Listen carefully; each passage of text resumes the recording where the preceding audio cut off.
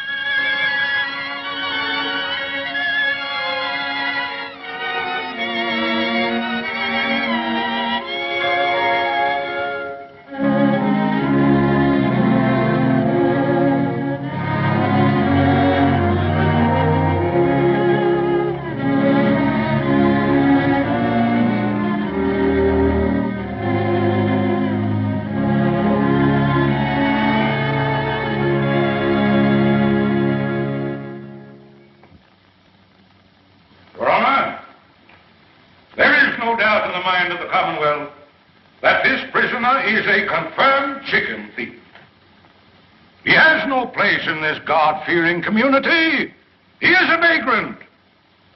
He cometh from no man knows whence. Since arriving in our midst, he has been known to do no honest work. The Commonwealth of Kentucky asks, yea, demands, that he be adjudged guilty and sentenced to 6 months on the chain gang.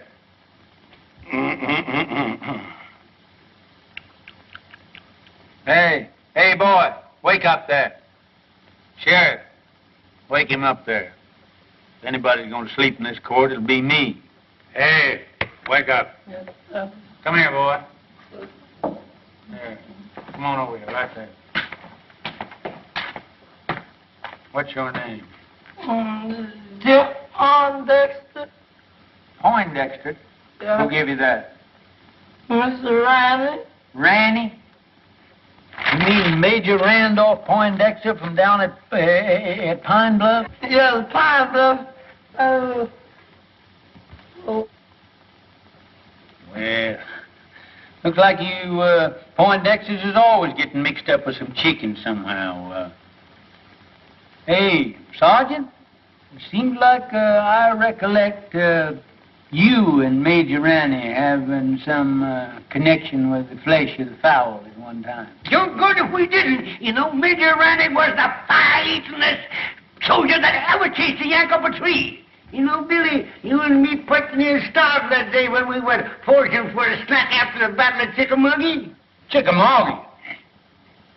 No, it was the Battle of Kennesaw Mountain. There's no such a thing as a Chickamauga. Oh, you're both wrong. I'm not wrong. It was the summer of '63, and we were just outside of Nashville. No, Billy's right. I remember. For wasn't I there, Mitchell? Yes. Your Honor, the Commonwealth objects to this digression. Now, Senator, you know, now the point is that the Major, he acted the part of a gentleman and a soldier, and he removed the temptation from out of our path by eating up all the fat hens in the whole bunch and leaving us nothing but a lot of old skinny Dominick roosters. You remember, boy? Come to think of it, Billy, they were Plymouth Rocks. There was no such a thing that was Yankee chicken. There was Rhode Island Red. I know, because I could touch the Plymouth Rock. Yankee. Rhode Island. Your Honor! Dominick. Your Honor! It was Dominick. Is this a court of law? I know that. I ask you, is this a court of law? Now, Senator, I don't get on your high horse that way. You know, we ain't in a great big hurry, but incidentally, what are you charged with there, boy? Nothing, Judge, but I wasn't there, them chickens showing up. I just fishing. Fishing? Where was you fishing? Down Sleepy River. Ain't no fish in Sleepy River. Ah, son. Ain't neither. Full of catfish. Talks right, Jimmy. Yeah? Sure is, white folks. I catch bull-head catfish in there that long. There's your proof he's lying. Here, come here. What do you use for bait? Oh, I got a hunk of beef liver. Beef liver. Yeah, I have to take the That's beef good. liver and put it on the hook and chunk it out there. Let them have the first piece for nothing, see 'em. Then you put some more on that and chunk it out there. And then they think they're going to get that for nothing. And you catch them long as you got the liver. And I go down there all the time and I don't care nothing but that liver. Right, gentlemen, it's doing coming on. Yeah, I remember. Oh, down there. I bet it must have been how long? Sure, sir.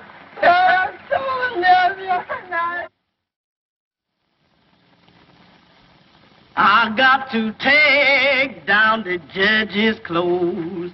Got to take 'em in the house. Yes, Lord.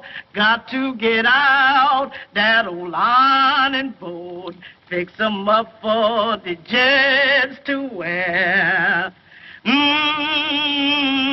Yes, Lord, that's what I was going to do. Praise the Lord, Mr. Room. Is you a hand or is you ain't? Hi, Aunt Delcy. How come you here? The judge say you up there at that college learning to be a lawyer, man. Aunt Dilsey, I got stomach trouble. Lord help you, white child. What them Yankees been feeding you? Not a darn thing. That's the trouble. What have you got for supper?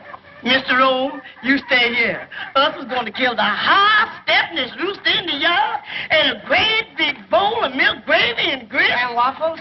Don't you worry none, honey. You's home now. Mr. Rome's home. Mr. Rome's home. Mr. Rome's home. Hey, Uncle Billy! Well, if it ain't wrong. Well, salt me down. What happened up there? Did them Yankees kick you out of that law school, huh? Sure they did, with a diploma. You're now looking at a full-fledged member of the bar. Let me look at you. Full-fledged, my gizzard. Yeah, lawyer. You know, you better get your britches half sold, because you're going to sit around a long time before you get your first client. Well, I don't mind, Uncle Billy. You know what happened to me before I got my first client, don't you? Lord, I sat through 2 Republican administrations before I...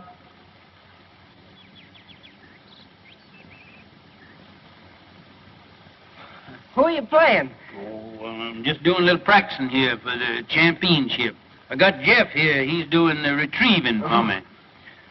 Me and Herman Felsberg is going to play against Jimmy Bagby and Doc Lake. 2 of them balls down there, will you, Jeff? 2 again. Mm-hmm. Remember the last time? I'm going to show you what had happened to Jimmy Bagby now. If he's, just want to show you how far I can... Ooh, look at... Look at them Yankee shoes you got on there, Jeff. Look at that. Yes, I never seen shoes with buttons on them before. I seen pants, but... Oh, say, that's fine. Oh, just take your button shoes with you and just step that off and see just how far it is. All I right, think that's Uncle about Bill. a record. 1, 2, 3, 4.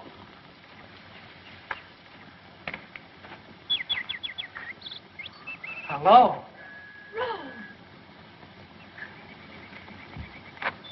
Glad to see me?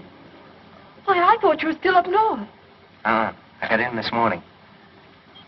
How'd you know I was back here? Well, I didn't, but Uncle Bill... My, you look pretty with those things. Isn't this a lovely spray? Mm-hmm. Now, young lady, I want to ask you a question. Please let me down, Rome. Miss Gillespie, will you please tell this court why you didn't answer my letters? I've got to go in. Really, I have. Now, tell the truth, the whole truth, and nothing but the truth, so help you. You know why. All I know is that you've changed since I went away. Well, that isn't it, Rome. It's just that we've grown up. mean you don't like me anymore? Oh, Rome. Well, if my mother or anybody has said anything... Oh, Ellie Mae, I mean... Well, I'm old enough to choose my own friends. Please let me go. We've got to get this thing settled once and for all. I've got to go in, really, I have. All right, then. I'm coming back tonight and find out what it's all about. You can't. I have an engagement. Who with? Fleming Talley. Well, how about tomorrow night? Oh, Rome, it's no use. All right. That's the way you feel about it? You can sit right there till we understand each other. That's all right. That's all right. We don't need no more practice for them old men. Besides, that exertion calls for a julep. Yes, but you gonna wait for that young gentleman for you. Wait for him? Unless young folks has changed since I was skirmishing around. He won't be back for quite a while. Just look at that goat. Ain't that a pretty sight? What, that goat? There ain't nothing pretty in the world than two young folks in love in the spring. Do about that goat. Oh, goat. My Lord, ain't you got any sentiment? Ain't you got no girl? Wasn't you ever in love? Stand around here talking about a goat or something. But your mint. What about my mint? A goat in your mint bed. It's in my mint bed. The cow.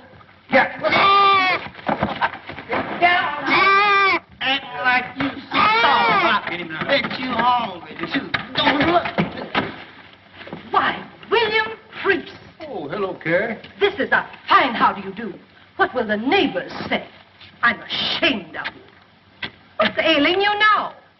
That gum goat come in here and eat up my mint bed there. I'll bet he must have been the ruination of 1,000,000 juleps. You and your precious mint juleps. A circuit court judge. Where's your dignity? Dignity? I don't reckon the Priest family will ever have to worry about dignity as long as you're alive and kicking. Well, it's a good thing somebody in this family has pride. I always told my brother when he married you that he saved the family name. Well, if he were living, he wouldn't be fooling around the front yard with a goat. That's not what I came for. Have you seen Rome? Oh, Rome? Rome? Oh, appears like I did see that son of yours around here a while ago. I expect he's downtown, though, now. Strutting around, showing off his button shoes. Now, don't you play possum with me. As if I didn't know you'd been encouraging that girl over there to set her cap for Rome. Carrie. If I didn't know that you had the biggest heart of any woman in the world, I'd think you're the most suspicious creature that ever come down the pipe. Never mind that. You come up on the porch. I want to talk to you.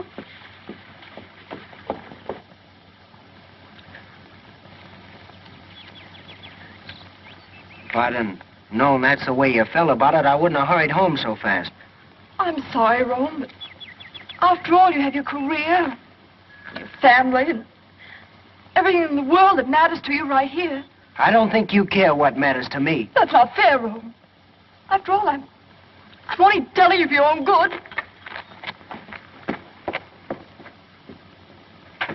William, I'm not a woman to beat about the bush.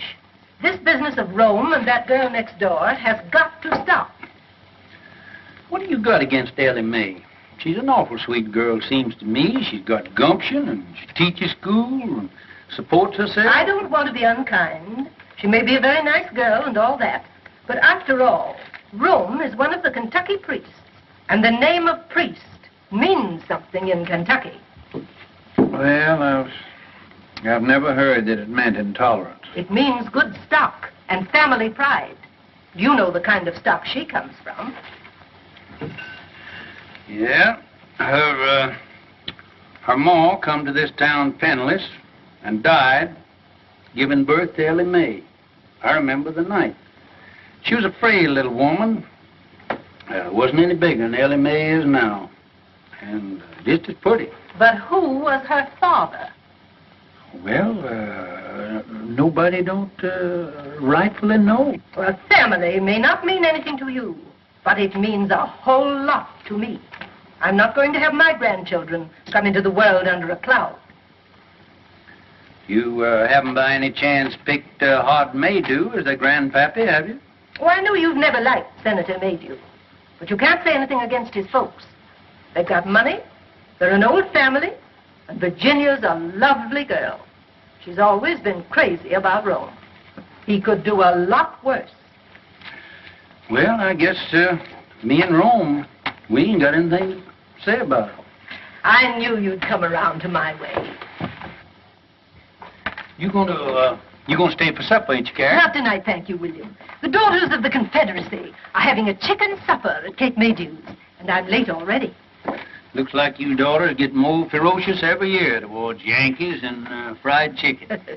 You got your badge on there. Yes. Mighty pretty. Good night, William. Sometimes I think you women got more badges and medals out of the soldiers did. Good night, Carrie.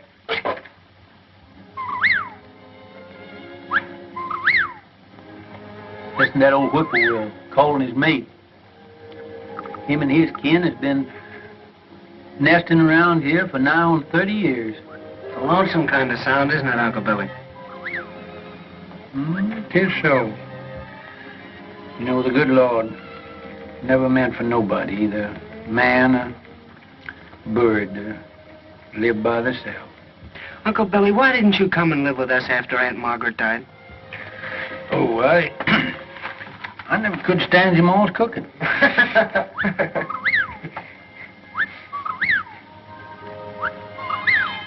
Oh, fine swing over there on that other porch. I wouldn't be surprised if they ain't a pretty girl sitting in it now. She's got another fella tonight.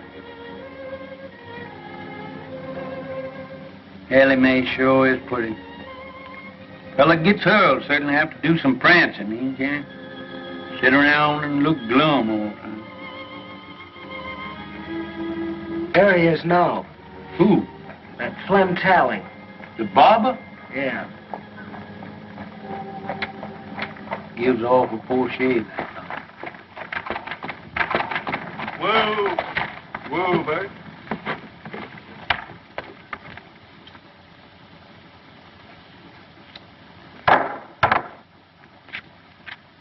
Yeah, I am, honey.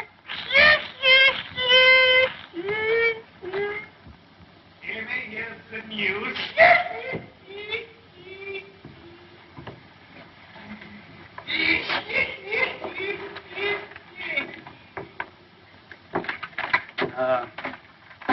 Son, there ain't nothing will get your mind off women folks like work. Will you run back in my library there and get my old Kentucky Code of Statutes? It's an old calfskin book up on the top shelf there.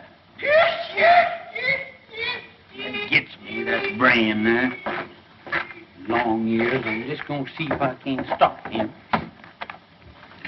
Gabby Rives and Joe Herringer, you know, the boys that work for me down at my barber shop. Well, they comes to me tonight and wants me to go over to Old Town. Some high-flying gals over there. But I tells them no. I can have all the fun I want right here at home. Now, guess who I was talking about? Couldn't I make you some lemonade? Lemonade? Sure, honey. And I got something to sweeten it with. Right out of the mountains and kicking like a mule.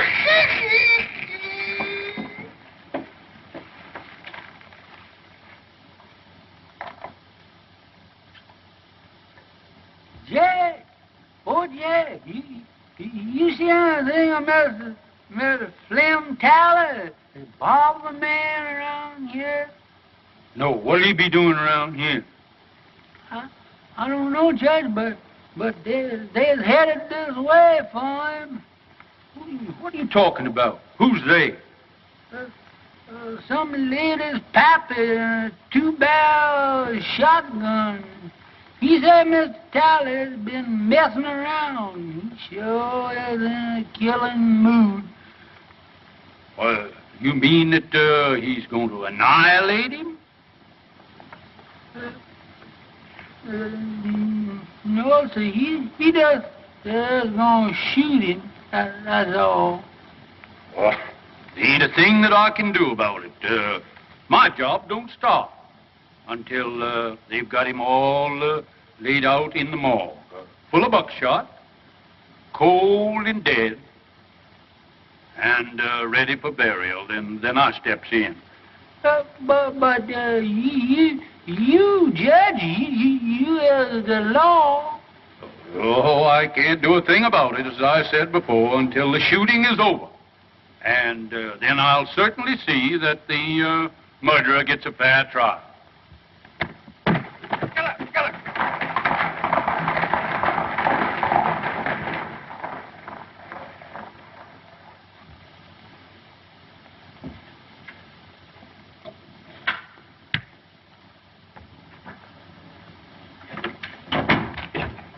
Uncle Billy, I couldn't find that book anywhere. What book? That Kentucky law book.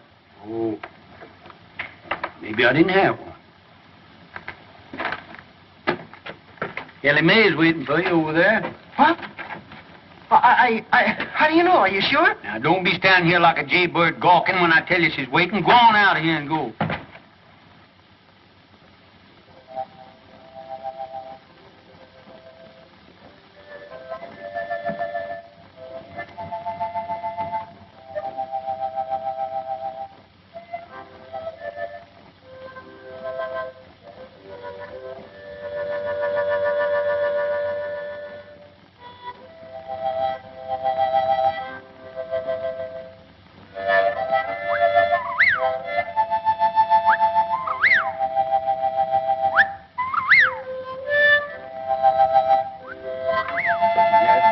Whippoorwill. Mighty poor company on a night like this.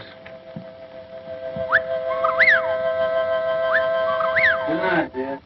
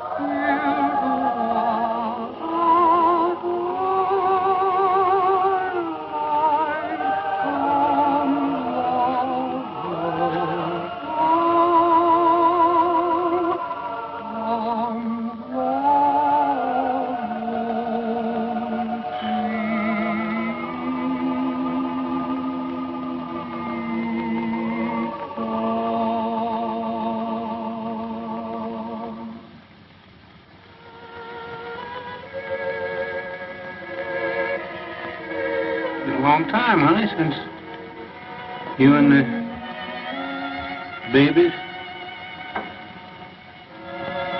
went away. Oh, Rome come home tonight.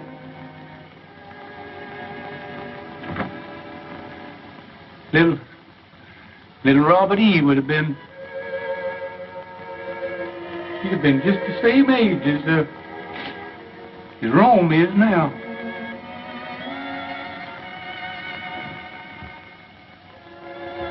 I guess it's Rome coming home is what makes it seem more lonesome than ever around here.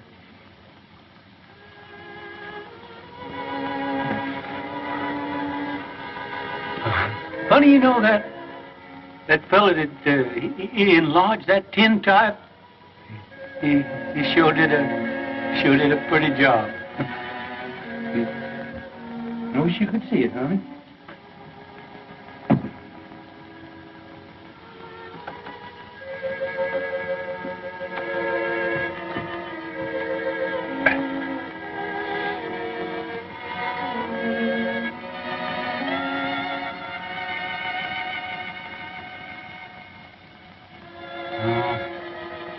See, that fella put that gilt on there was regular humbug. get that fixed.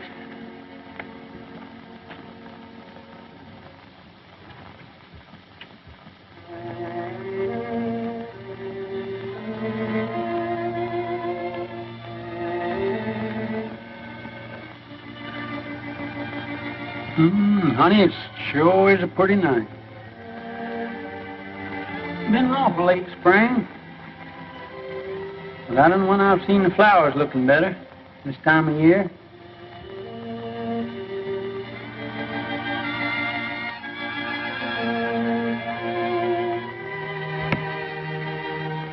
People are funny things. Always got their eyes set on something. Rome, he's got his eyes set on Ellie Mae, and Carrie, she's got hers set on old Hod Maydew's daughter, Rome. Old Hod, he's got his eyes set on my job. Some of them's going to be disappointed. Them honeysuckles sure do smell sweet. Seems like I just can't get my nose full enough of them.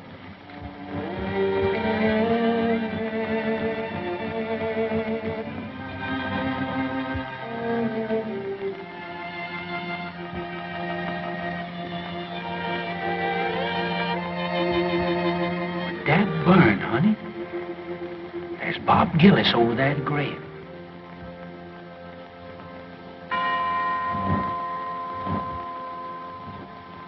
It's at Ellie Mae's mother's. You're a pretty boy, though. Yes, sir, you is. Hi, Jimmy. Hello, Billy. What are you doing there? Figuring on getting called to the colors again? Hello, Gillis. Hello. Never know what them Yanks is going to do. We licked them once, and I'm keeping old Deadeye ready in case we got to do it again. Say, better look at old General Forrest there. Think he's going to need a little shoeing pretty soon. Well, I'm mighty busy right now, Billy, shoeing them two horses over there. Hey, Bob, we better take a look at the judge's horses, some of them.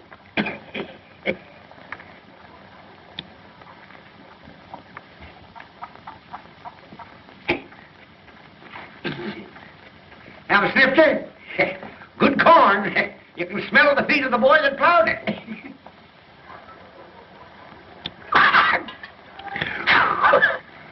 That breath of yours is like a hot mince pie. Where you going? Going fishing. Sleepy River. Sleepy River? Why don't you fish in the trough there? Need shoeing?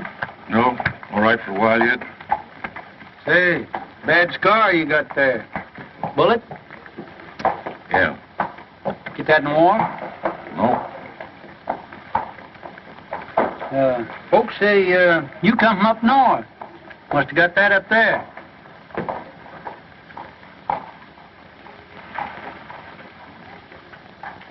We'll talk to Jeff first, find out anything.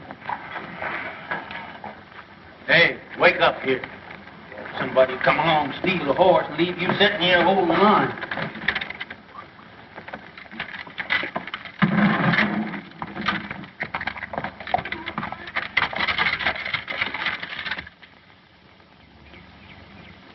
All right, come on with that beef liver now. The bait is in a bait bag. All this keeping head Hurry up now. and liver. Oh, gee, don't tell me you ain't got it. It looked like that liver then walked off by itself. Lord. Here. I'm going to catch any catfish and ain't got no bait. Take this dime now and hurry on back to town and get me that beef liver. All right, sir. Hurry up now. All right. Actually running now. This is the way it is.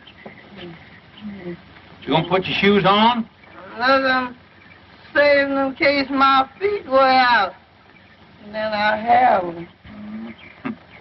Much sitting around as you do. It won't be your feet that'll wear out.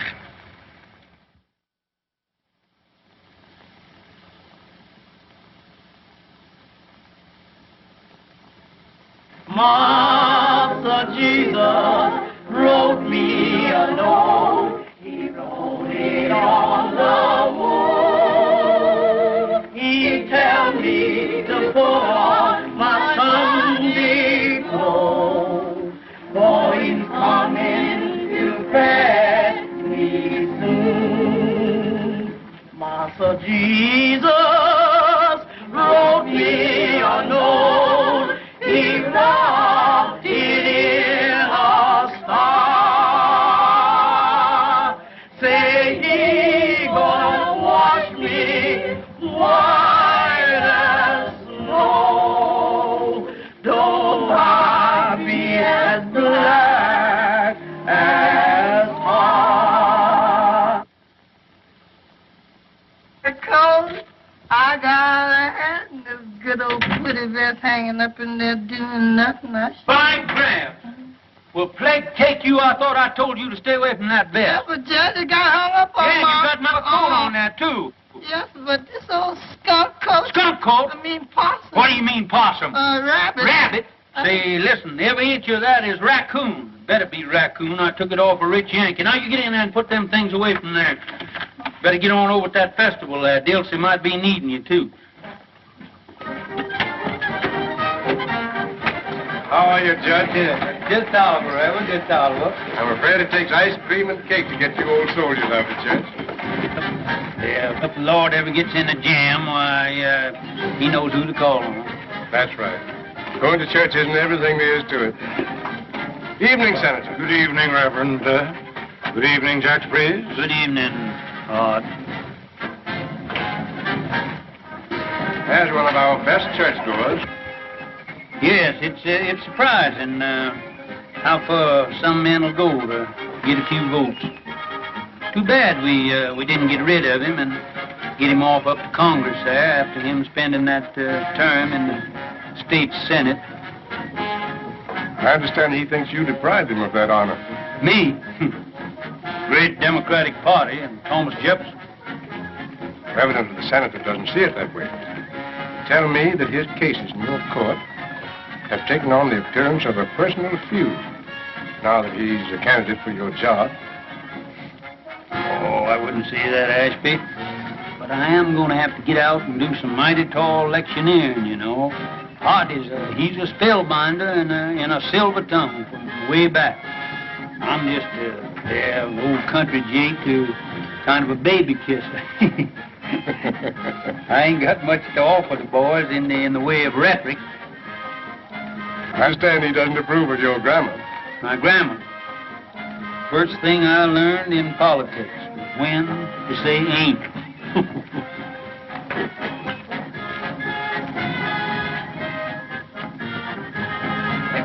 Speaking of ice cream, did I ever tell you about Shiloh? Didn't I? Wait a minute, Doc. Wait a minute. How did you hear this? Well, come here. Come on back here. I want to hear this. It was the eve before Shiloh, and them orders had to get across the river to General Beauregard. What did I do? I took off my clothes and I stuffed the orders in my mouth and I plunged in. It was pitch dark. Well, sir, I was going... Good evening. Swimming again, Jimmy? Where was I? Right in the middle of the river. Yeah, yes, sir. There you're swimming in 12 miles to go yet. And there I was, swimming and swimming, diving under and around Yankee gunboats all around me, surrounded by Yankee gunboats, and me dodging them right in... Gunboats? Yes, sir. Putting them gunboats in there is a new touch, ain't it, Jimmy? Now, Rome. Now, don't you young people think you have to entertain us old folks? That's right. Run along now. They're getting ready for the candy pull. Perhaps Rome has other plans. Oh, no, he hasn't.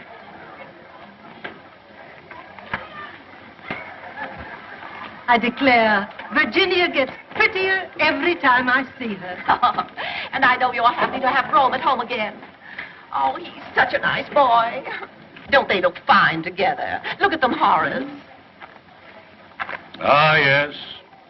Youth, beauty. Why, I remember when I first crossed the threshold of my young manhood and listened to the sweet murmurings of my heart. Oh,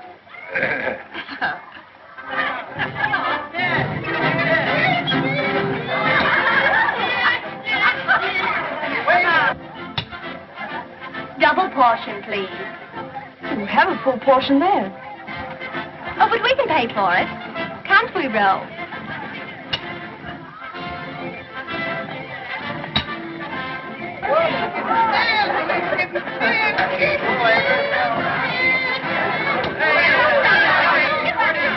Gentlemen, I propose to conduct my campaign on a dignified basis. No personality. Others may censure the homespun manners of Judge Priest on the bench. Not I. Others may question the methods by which he has held political control of the county for a quarter of a century. Not I. Oh, gentlemen, merit alone will count in the forthcoming election. Where have you been keeping yourself, Ro? I think you've forgotten where I live. Nothing like that. Mother and Daddy are always teasing me about you. I tell them you don't care anything about me. Bet you have a girl up north. Well, even if I did have, haven't you got every boy in town on your string? Oh, those stick in the mud. They make me tired. Besides, I've been waiting for somebody else.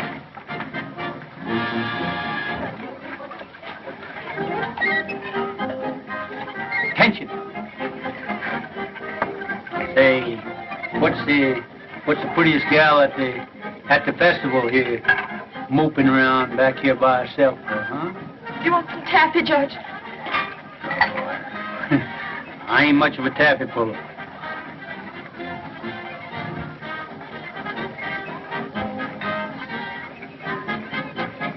On second thoughts, you can give me a wad of that, too. All right, put the butter on your hands first.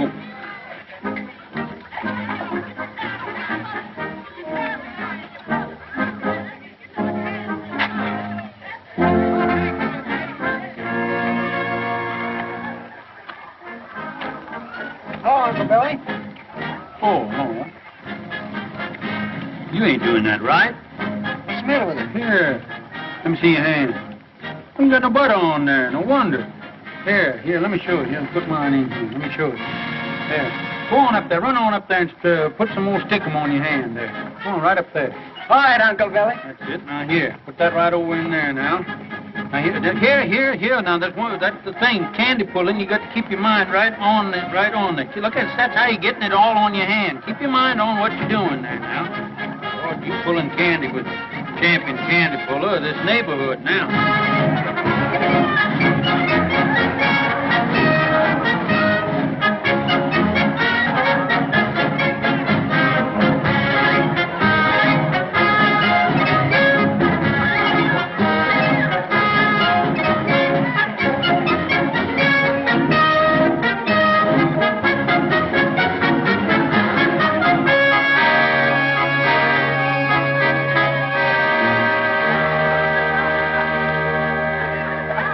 I think this is your fault. The sun shines bright in my old Kentucky home. This summer, the darkies are gay.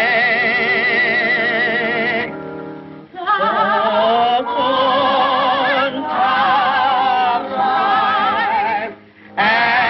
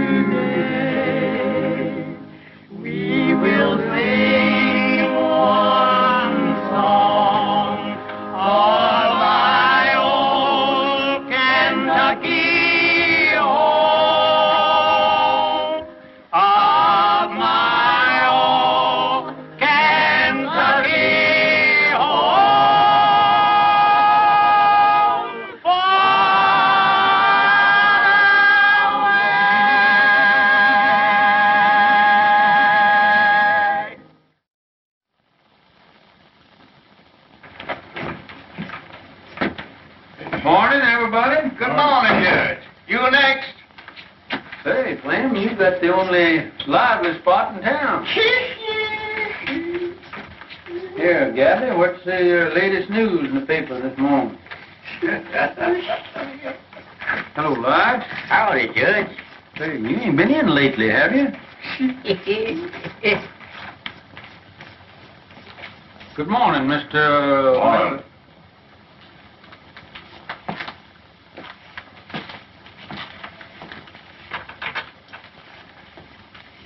Nice day. Yeah. Oh, Flem, here she comes.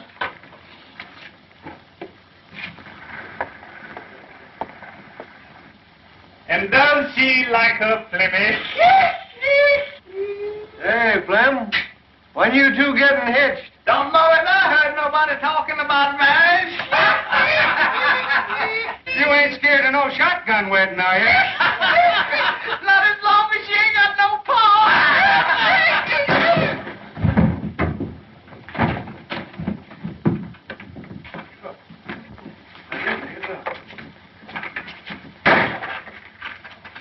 Say, that fellow's going to make himself mighty unpopular around here. That's right, Judge. Yeah. There's about 2,000 male citizens here that's going to be mighty sore at him. Yeah. When they find out that he punched you in the jaw before they could.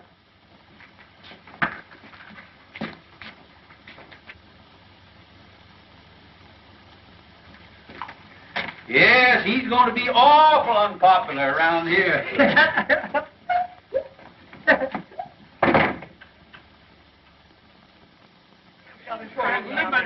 We're not licked to the last shots fired. You ain't gonna have no excuse. I got the grounds in All right. shape. Yeah. You choose up with Philip. There you go. Yeah. 1, 2. Oh, your hand took it. Who starts, Herman? Yes, sir.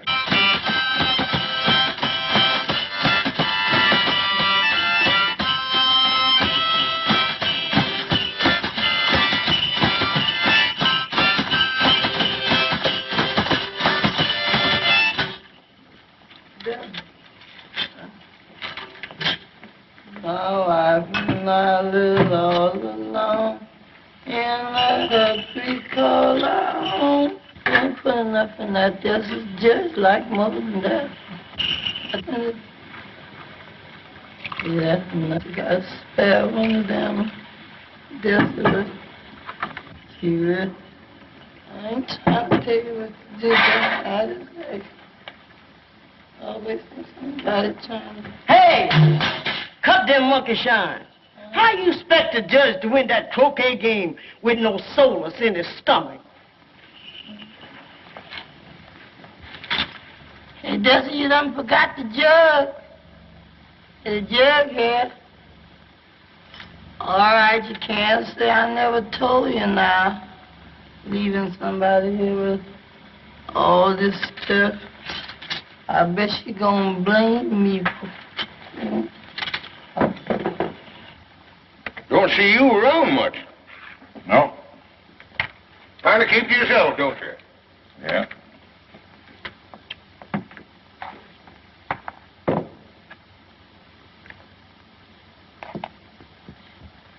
Joe, get some more beer while I knocks me that 14 ball down there in the corner. I'll pay for it.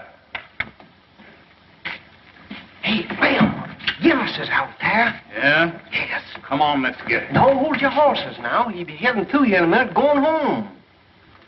Fellas with me? Sure. Sure we will.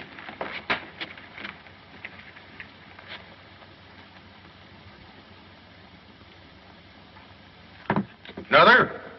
Nope.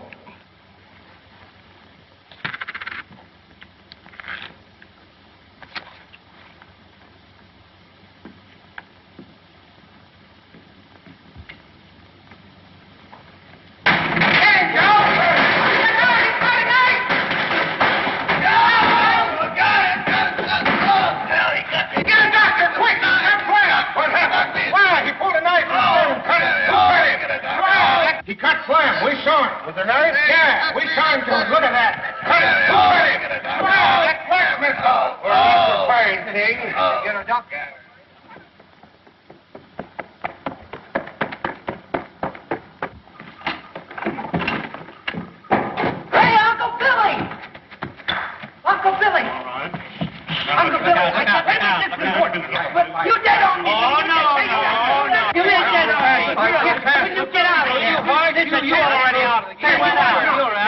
get out of here. Oh, no. Go on. Yeah, get away. Ah, he missed it. Rome, please, will you? Wait, this is an important game here now. Keep still. We're tension. Let me talk to you. Golly, I don't see how the South ever lost the war with a guy that could argue like you did. Uncle Billy. What is the matter? You've already made me lose the game. Uncle Billy, I got a client. Oh, well, who is it? What's the matter with him? Gillis, you know, Mr. Bagby's man. Huh? What's that, Bob Dylan? What's he doing? He cut up Flem Tally. Yeah? And right after he gave himself up, he sent for me. Well, I'll be kicked by a mule. Did he cut him bad? Well, I can't tell yet. Gee, Uncle Billy, he sent for me. It'll be the biggest case in your whole court session, and I'll be defending him. I wouldn't gloat too soon now. Oh, don't you worry. Hey, Ellie Mae! Yeah, I'm going to get down to the jail and see what that fellow's got to say for himself. I'm going to see Yeah, Tully. darn robbers, they robbed us out of there, Herman. Now, you better get on down there with me because you're liable to get a chance to go as bail. Ellie Mae! Ellie Mae, I got a client. Oh, Rome, I knew you would. Come on over. I want you to talk to Uncle Billy and tell you all about it. That sort of novelty, Herman. The barber getting cut up. Whoever cut him up couldn't have cut him much if they used the barber's razor. Where's Rome? I won't have it, that's all. He's getting mixed up with that kind of people. Oh, what's he done now? Well, he's done enough. Mother, what's the matter? Something wrong? If you're in the habit of discussing your affairs before strangers, I'm not. Well, Ellie Mae's not a stranger. Excuse me, Rome, I'll go. No, wait. All right. I have nothing to hide. Carrie, what's the matter? Have you been out in the sun too much? You shut up, William Priest. I hold you responsible for everything that's happened. Are you going to defend that man? Mr. Gillis? You bet I am. Oh, no, you're not. Mother, what do you mean I'm not? I suppose you know what's behind this drunken brawl? No? Well, then I'll tell you. They were fighting over that girl in a saloon. Mother, that's not so. Carrie, you can accumulate more misinformation in a shorter time than anybody who told you all this rigmarole. Virginia made you. Who? Virginia made you. Oh. She got it straight from her father. And brought it straight to you. She wanted to warn Rome. I know you've never liked me, Mrs. Priest. I know you've tried to stop Rome from going with me. And I know you think I'm not good enough for him. But let me tell you something. If Rome were half as mean as you are, he wouldn't be good enough for me. Well, of all things. Carrie, looks like you run second. Oh, no, I don't. If Rome's father were alive, he'd back me up. Rome's already got himself talked about all over town with this girl, and I'm not going to have him publicly defending her in court. Well, Rome, see how your mother feels about it, so looks like you lost your first client. It's certainly hard to get, too. No, Uncle Billy, I haven't lost anything. Rome? Mother, I think I'm old enough to know my own mind. I said I'd defend Mr. Gillis, and I'm going to go through with it.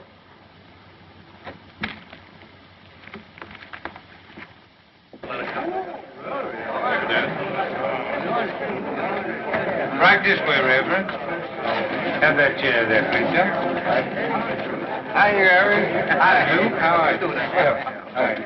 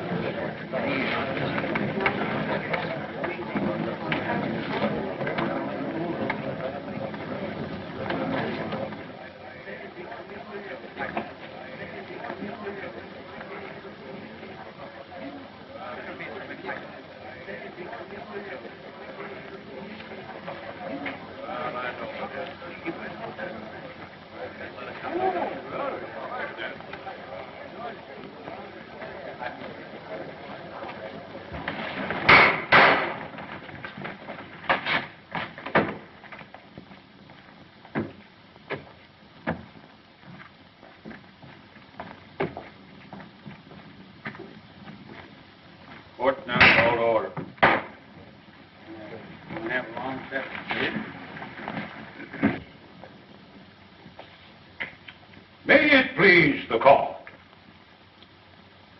I would point out that for many years, a political and personal difference has existed between your honor and myself.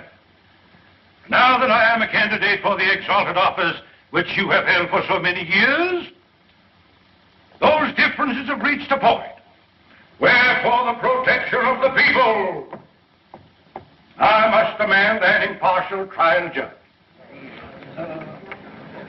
Perhaps I'm getting deaf, but the fact had never reached me before.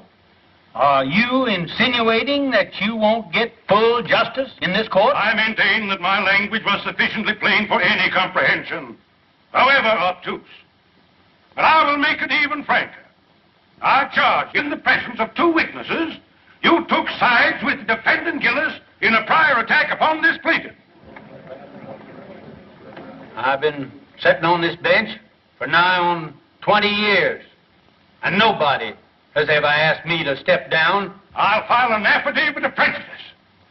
That won't hardly be necessary. Then I call upon you, Judge Priest, to vacate the bench during this trial and yield your place to a qualified judge.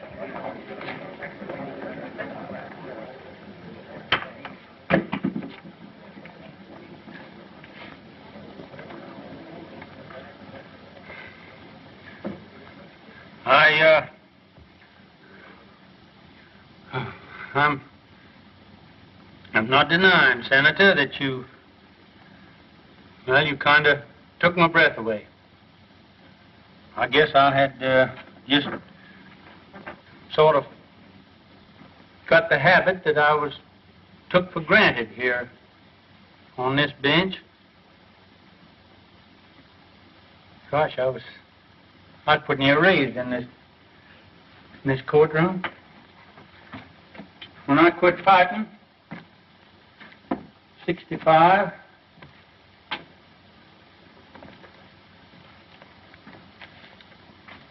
for what we thought was right, I kind of calmed down, found out I couldn't lick the whole United States. I come back here to my hometown, and I put up my shingle. It wasn't long before I was sitting on that bench. Maybe I did have a hankering for the spirit of the law, not the letter. But as far as I know, nobody ever found cause to complain till now. Now, you jury, you forget everything that I've said. And my feelings has no place in the records of this trial. Now, if you will excuse me, neither side has any objection. I'd like to ask the Honorable Floyd Fairley if he won't come up here and take my place on the bench.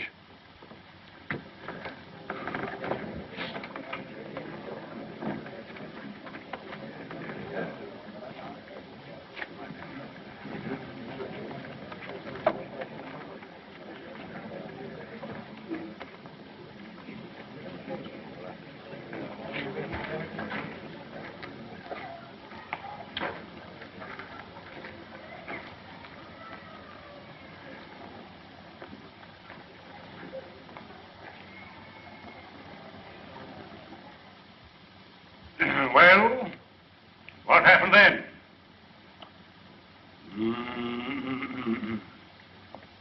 Gentlemen of the jury, in plain language, the defendant here burst in upon these three worthy citizens.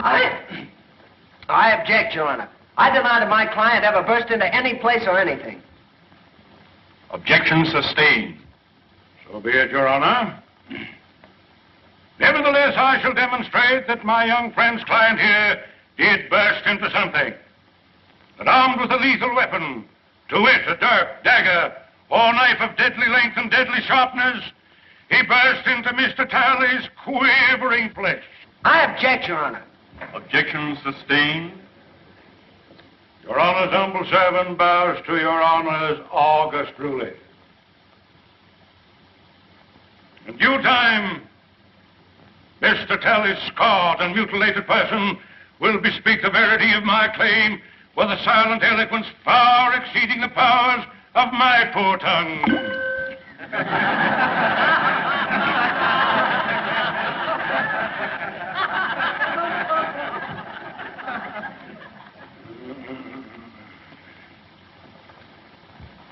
We was playing bottle pool when he come in and attacked at me.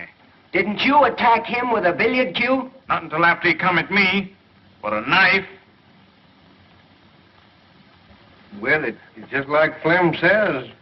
We wasn't paying him no mind, and he come looking for Flem. But weren't you three all armed with billiard cues?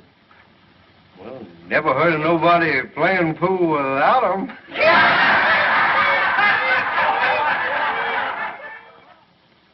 It's just like Flamin' Joe says.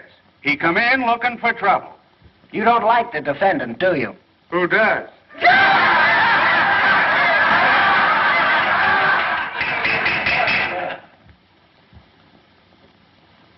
Your Honor, the defense is through with the witness. I should think my young learned colleague would be glad to be through with the witness. Your Honor, the prosecution rests.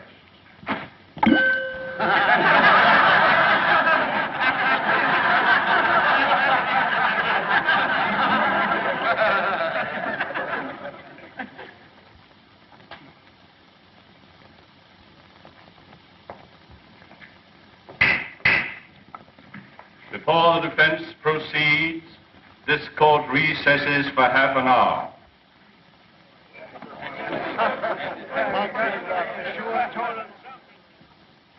I don't know why you did it, Mr. Gillis. The Judge Priest told me what happened in the barber shop. Oh, you've got to tell the jury. They'd never convict you in a million years if they knew you were defending a girl's name. Don't you see? You can't think of me now. You've got to think of yourself. Look, Mr. Gillis, I don't want to bring Ellie Mae's name into this thing any more than you do. But she's right. They can give you 10 years for assault. The way Maydew's working on the jury, they'll give you the limit. Well, you've got to tell the truth, Mr. Gillis. Don't you see? You've got to. I ain't going to tell him anything.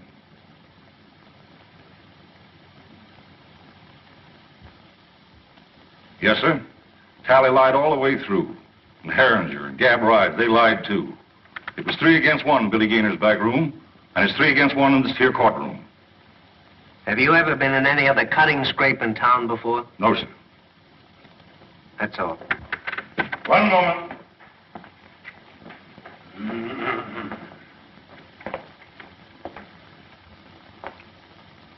Where do you come from, Mr. Gillis? I ain't a saying. You aren't exactly what we Southerners would call a sociable person, are you? I mind my own business. Precisely. Except when you go looking for trouble. I don't go looking for trouble. But I ain't the one to run away from it. How long have you had a grievance against Mr. Talley? We had a run-in a few days before he jumped me. Oh, run-in, eh? And what was this run-in about? Well, come on, tell the jury. What did you hate him for? I ain't a saying. Then you didn't have any reason for knifing. I didn't say that. Well, make up your mind. Why did you hate him? I ain't a saying. Your Honor. Anything further? That's all, Your Honor. The defense rests.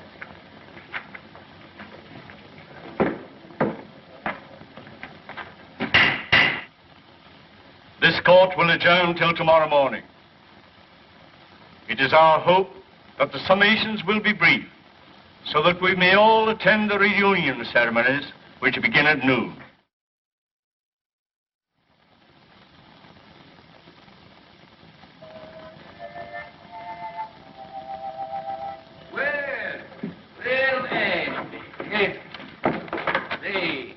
This is a pleasure. I don't get the chance to do this often. You certainly does me honor. Here, Jeff, make the Reverend comfortable there.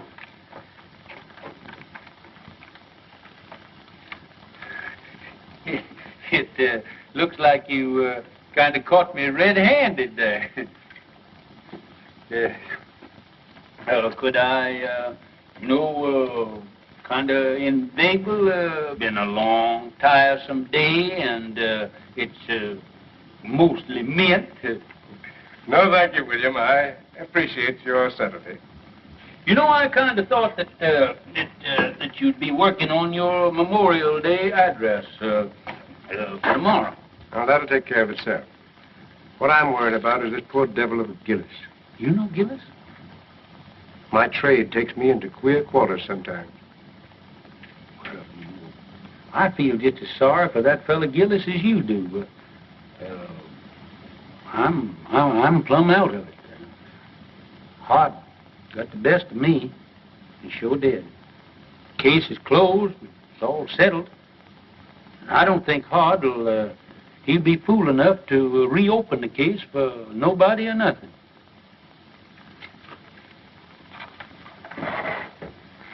William, I have a duty to perform. A Christian's duty. I'm going to violate the sacred confidence of another. I'm going to break a pledge of secrecy because it's the only course that I see that lies before me. I'm listening, Ashby. 25 years ago, the judge is showing hard misery. Reckon folks ain't been acting just right. Maybe his stomach's been complaining and he needs a toddy this night. Yes, Lord. Yes, Lord. 'Cause tomorrow he's got to be like Mr. Samson, saving Daniel from the lion's den. Saving Daniel from the lion's den. Yes, Lord. Yes, Lord. The judge could do with a toddy right now. Yes, Judge. Yes, they'll see soon as you catch me some men. Oh, Jeff. Jeff. Come on, hurry up here. Come on here when I holler at you. Where you been? Well, I was... Hey, listen, you want to earn that old coonskin coat of mine? I can have that coon coat, Judge. Thank you. Yeah, wait a minute. Come back here. You can if you do everything I tell you to. Do you know a gentleman by the name of Mr. Hart Maydew? Yes, that mean man, that coat house. Yeah. Well, now you see that he gets that, but don't you let him know how he got there. That's see? all I got to do. Yeah. Thank Say, you. wait a minute. Can you play Dixie on that thing there? With that coon coat, yes, I played Dixie with Marching Through Georgia. Way ahead. Marching Through Georgia. Yeah. I got you out of one lynching.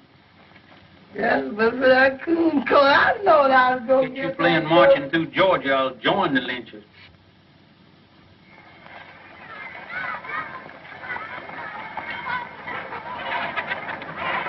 Hello, children. What do y'all got in your basket? Chicken.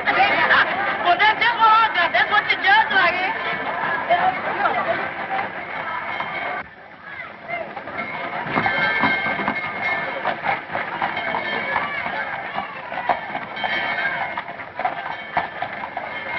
Hey, the jury's coming in. Hey, Lem, come on, the jury's coming in. I'm telling you, Sheriff, we've lost the bass drum. How could you lose a bass drum? Someone stole it. We need it for the parade.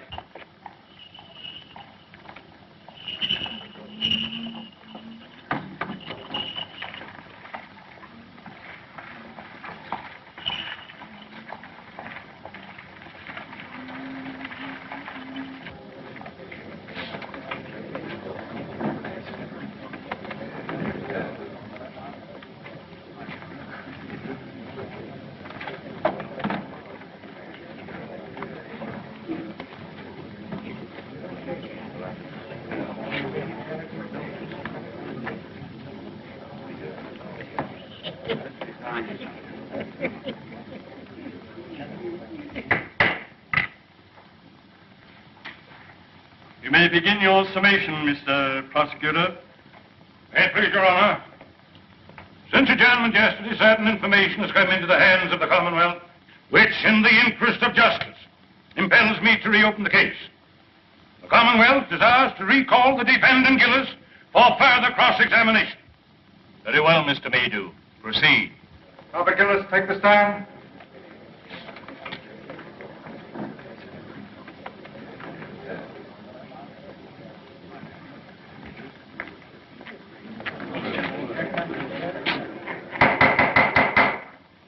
Your Honor, as I recollect our procedure, for the time being, I'm an ordinary member of the bar. In good standing? Not ordinary, sir, but absolutely in good standing. Thank you, sir. Thank you kindly. Then I have the honor of announcing myself as Associate Counsel for the defense. Seeing as the case has been reopened,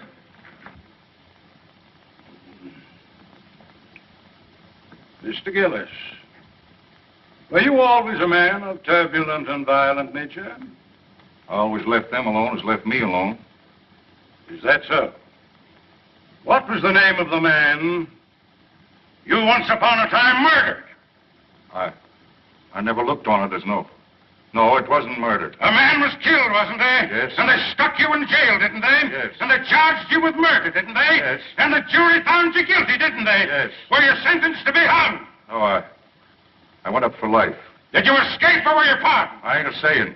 I won't tell you no more no matter what you ask me. You don't need to.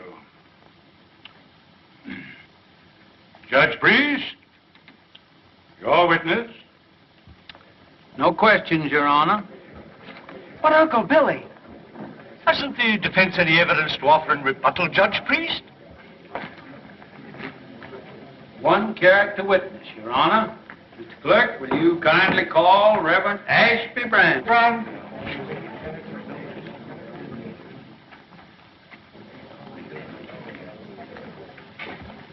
You solemnly swear to tell the truth, the whole truth, and nothing but the truth in the case now pending in this court? I do.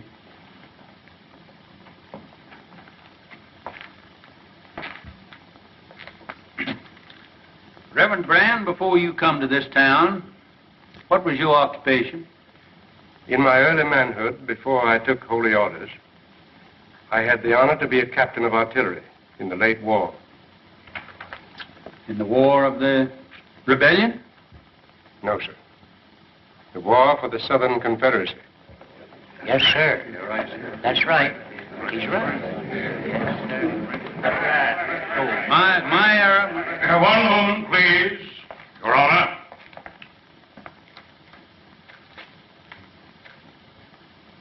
I yield to no man in love and everlasting devotion to that sacred lost cause for which my people fought and bled.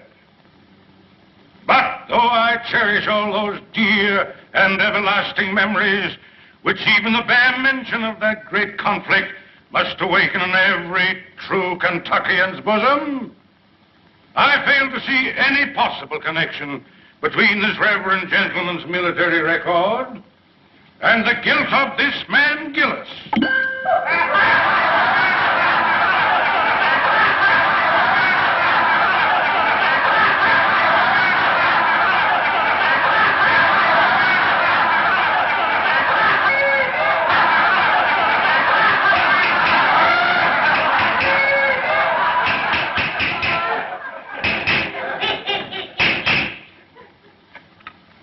I think the court will commit no grave legal error by allowing a minister of the gospel to tell his story in his own way.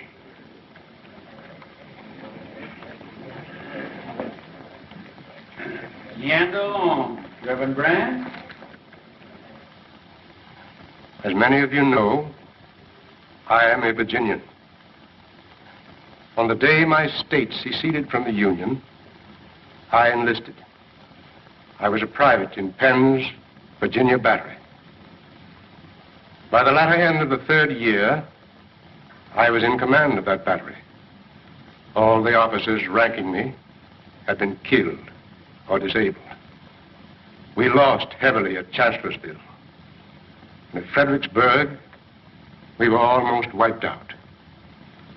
We kept our field pieces. We kept our pieces until the end. But we had not sufficient men to man those guns, nor anywhere to turn for more men.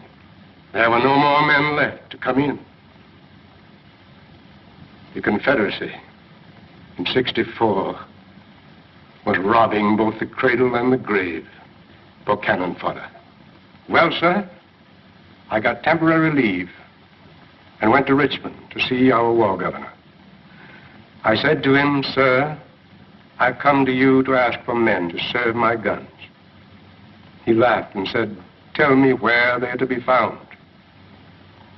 I said, "Among the chain gangs from the state penitentiary." He said, "You've come too late, young man. I've freed every convict that might conceivably be trusted with freedom. There are left only the lifers, and I dare not turn them loose. They're working under guard, building defenses for you to fight behind."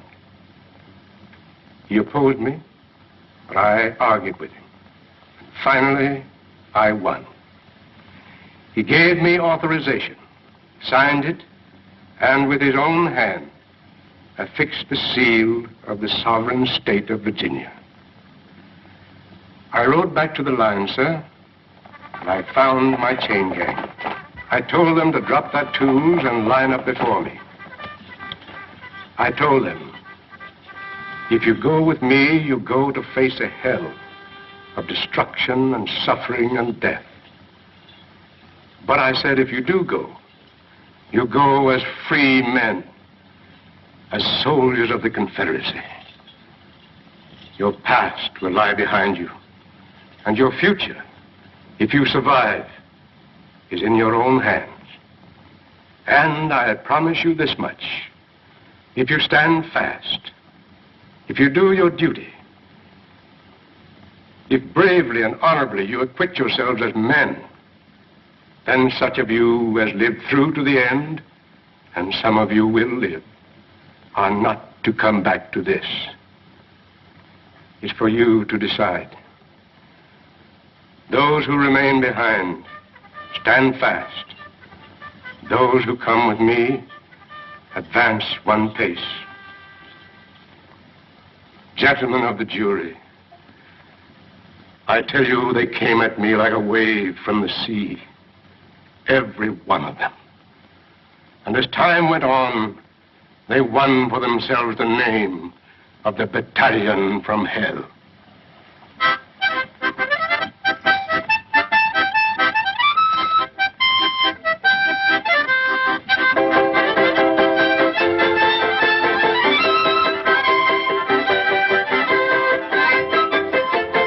Those men, those fellows, with the scars of their shekels still on their legs, they fought for the South like men, none better. And they died like men, most of them.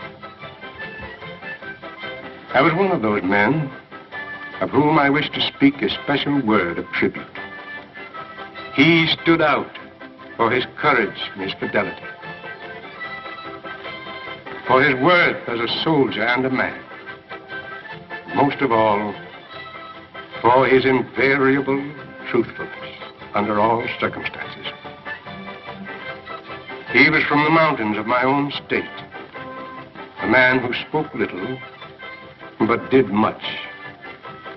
I saw him once go out under fire during a battle to rescue at his own risk a wounded Union officer who lay there helpless between the lines. Another time, our stars and bars was wrested from our hands. We fought breast to breast that day.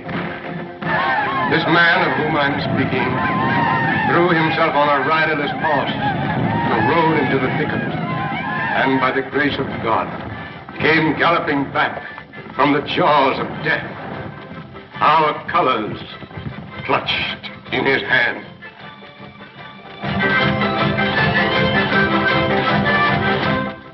And another day, when every man who served his gun, excepting him, was down, I saw him when the Union infantry charged, sitting astraddle his useless gun, and with a rammer for his only weapon, waiting for the enemy to come within reach. The countercharge from our infantry saved him.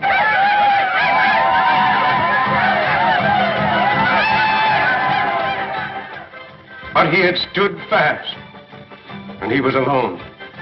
After the surrender, I kept his secret, and kept it to this very hour.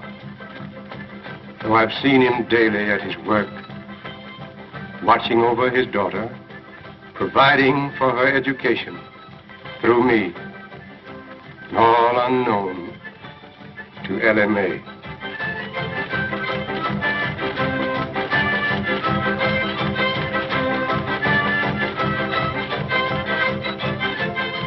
Gentlemen, as a soldier, I knew that man as Roger Gillespie. You know him by the name he now wears, Robert Gillis. Hooray for Jeff Davis, the Southern Confederacy, and Bob